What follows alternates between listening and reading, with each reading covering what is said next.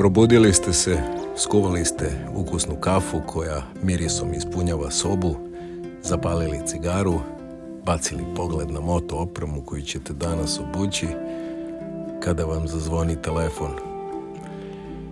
Javljaju se drugari koji su stigli ranije ili kasnije, koji su nestrpljivi ili čekaju, koji vas požuruju ili predlažu drugi pravac. Kafa već postaje gorka, a tako je bitna kao jutarnji ritual. Ako sam naviku da je popijem u miru, zaista želim da popijem u miru, jer ima mnogo načina da se stigne na odredište. Ispričat ću vam 3 kratke priče. U prvoj sam sa prijateljem koji mi se pridružio na moru na mom solo tripu došao u situaciju da objašnjavam zašto ne vozim 250 km/h na autoputu, pa sam u povratku morao da iz džepova vadim brufen jer nije dobro procenio svoju kondiciju vozeći Zujku po autoputu.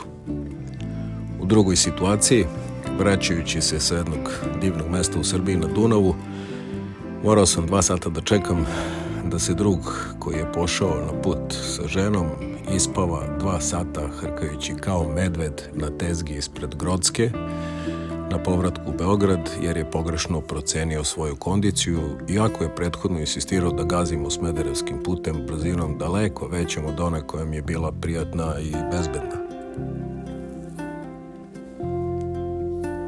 U trećoj situaciji, krenuši sa 3 druga u Šumadiji, novi momak insistirao da nagazim svoj CBR 1000F po uskim krivinama navali preko mere, iako sam tek stavio nove gume, a sa ogromnim međuosonjinskim razmakom i tek nameštenim ugljibljenjem. Kad smo stigli na odredište, odnosno na branu, ja ga prethodno pustio da se odalji.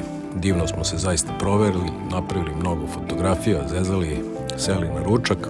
U povratku sam ga nakon iste takve priče zatekao pored puta, u prašini, u šumi, poprilično demoliranog motora i ugruvanog, sa ova 2 drugara pored njega kako dižu motor.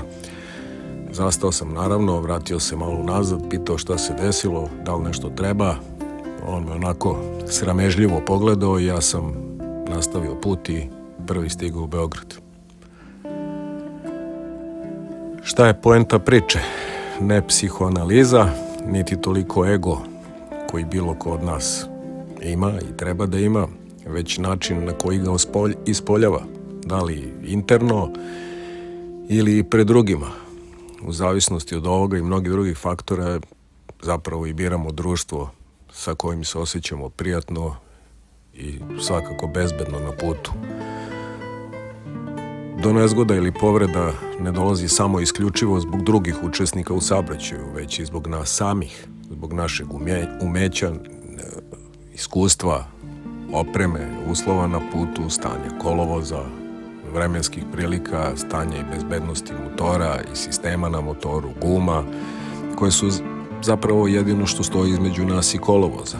Zbog odmora ili neodmora, stanja svesti, našeg zdravlja, problema koje imamo, kao i mera koje preduzimamo da budemo bezbedni, kao što su spušteni viziri, full face kacige, rukavice preko jakne, dobre čizme i tako dalje.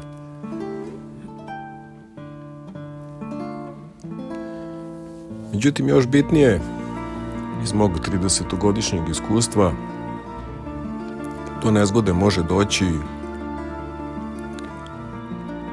ali može doći i do potpuno nepotrebnih situacija i frustracija na putu u slučaju kretanja na put sa pogrešnim ljudima koji ne moraju sami po sebi biti loši ili dobri, već sasvim različiti od nas, sa drugačijim tempom vožnje, znanjem, iskustvom, ritualima, tehnikom i slično, sa drugačijim pogledom na odmor, na put, na brzinu, sa drugačijim shvatanjem pojma vožnje, pauze, kafe, ručka, odmora, pauza.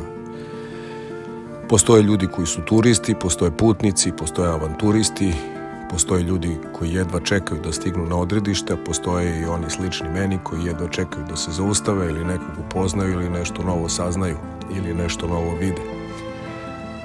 Zato moj put do Grčke od 750 km u jednom pravcu ja prelazim za 10 sati, jer provodim vreme sa dečicom koja se skuplja oko motora, umornim Turcima koji spremaju hranu na gasnom šporetu, dečicom koja skaču svud okolo, vozačima kamiona koji se zaustavljaju, vozačima Ferrarija iz Švice koji su bivši bajkeri i jedva čekaju da priđu i sednu i časte kafu, sapatnika i druga iz bivšeg Jugije, drugare iz svih bivših republika, sa Makedoncima koji su režiseri u Srbiji, Hrvatima koji jure, Bosancima, Crnogorcima, Slovencima, Albancima i svim ostalim koji prolaze ovim našim autoputevima i sporednim putevima, idu na neka svoja odredišta ili u neke avanture, a neka takva prijateljstva ostaju za uvek. Tu su reke, tu su jezera koje se ređe viđaju i sporedni putevi koji vode u nepoznato. Ne vozim sa vođama puta koji pretiču bezbedno dok im vozila iz suprotnog pravca dolaze u susret, a ne misle kako će neko od vozača iza njih stići i da li će stići bezbedno da izvrši preticanje i da li će uleteti u makazice. Ne vozim s ljudima koji drugarima pridikuju da voze kao penzioneri kada ovi uživaju u pogledu na pejzaž. Ne vozim sa ljudima koji u gaćama i papučama kreću na put od 300 km i kažu da će ga izvozati za sat vremena. Ne vozim sa drugarima kojima miris kafe ne znači ništa. Sve ih volim i poštujem, ali se trudim i da ugodim sebi. U svom poslu, sticam okolnosti usko vezanom za bezbednost saobraćaja na putevima, video sam povrede, oštećenu opremu i povređen ego, duge oporavke, nesmotrenosti, ali i hvalospeve pre svega toga.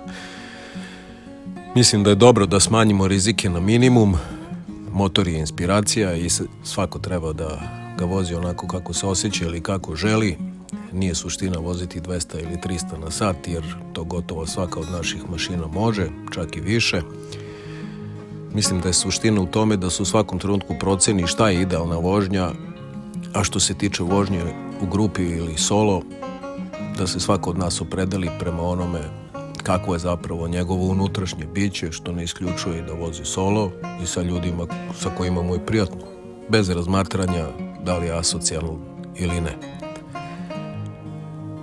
Mislim da njegovi saputnici zapravo pre treba da se zapitaju da li je možda problem u njima dok provode prepodne u svoju kafu u svom stanu dok sam ja na putu ili obrnuto.